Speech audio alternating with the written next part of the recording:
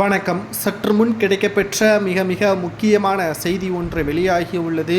அமைச்சர் செந்தில் பாலாஜியின் தம்பி அசோக்குமார் அவர்கள் தற்பொழுது பிணமாக கண்டெடுக்கப்பட்டுள்ள வீடியோ சமூக வலைதளங்களில் வைரலாக பரவி வருகிறது.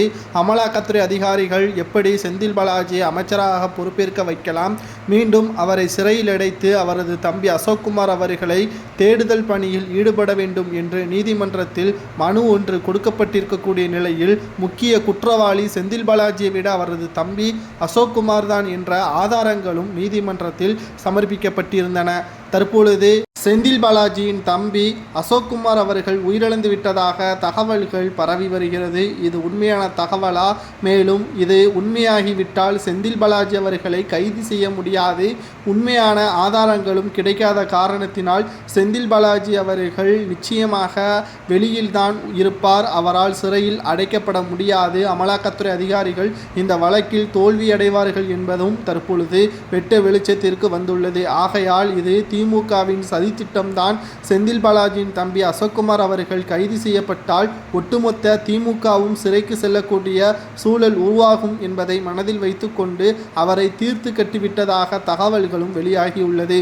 கரூரில் மிக பிரம்மாண்டமான பங்களா செந்தில் பாலாஜியின் தம்பி அசோக்குமாரின் பெயரில் தான் இருக்கிறது. அதற்கான பணம் எங்கிருந்து வந்தது, மற்ற அமைச்சர்களது பினாமிகளது சொத்துக்கள் யார் பெயரில் இருக்கிறது, அவர்கள் எங்கே இருக்கிறார்கள் என்ற தகவல் அனைத்தும் அசோக்குமார் அவர்களுக்குத்தான் தெரியும் என்பதும் தற்பொழுது வெட்ட வெளிச்சத்தில் வந்துள்ளது. அமலாக்கத்துறை அதிகாரிகள் கடைசி நேரத்தில் தோற்கடிக்கப்பட்டு விட்டார்கள் என்றும் திமுகவினர்களால் பேசப்படுகிறது. ஏனென்றால் செந்தில் பாலாஜியை விட அவரது தம்பி அசோக்குமார் அவர்கள்தான் முக்கிய குற்றவாளி. ஆகையால் அவரை கைது செய்ய தவறியதன் காரணமாகவும் தற்பொழுது அவர் கொலை செய்யப்பட்டிருக்கக்கூடிய வாய்ப்பு ஏற்பட்டிருப்பதன் காரணமாக உடல் பரிசோதனைக்காக அவரை அரசு மருத்துவமனைக்கு அனுப்பி வைக்கப்பட்டுள்ளது. நிச்சயமாக முகம் சிதைந்த நிலையில் இருப்பதால் அது செந்தில் பாலாஜியின் தம்பியா அல்லது வேறொருவரா என்ற கோணத்தில் விசாரணையும் நடத்தப்பட்டு வருகிறது. ஒருவேளை செந்தில் பாலாஜியின் தம்பி அசோக்குமாராக இருக்கும் பட்சத்தில் செந்தில் பாலாஜியை இனி அமலாக்கத்துறை அதிகாரிகள் கை வைக்க முடியாது. மேலும் இது செந்தில் பாலாஜியின் தம்பி இல்லை என்றால் செந்தில் பாலாஜியின் தம்பி அசோக்குமார் அவர்களை தீவிர தேடுதல் பணியில் ஈடுபடுமாறு செய்திகளும் கிடைக்கப்பெற்றுள்ளது.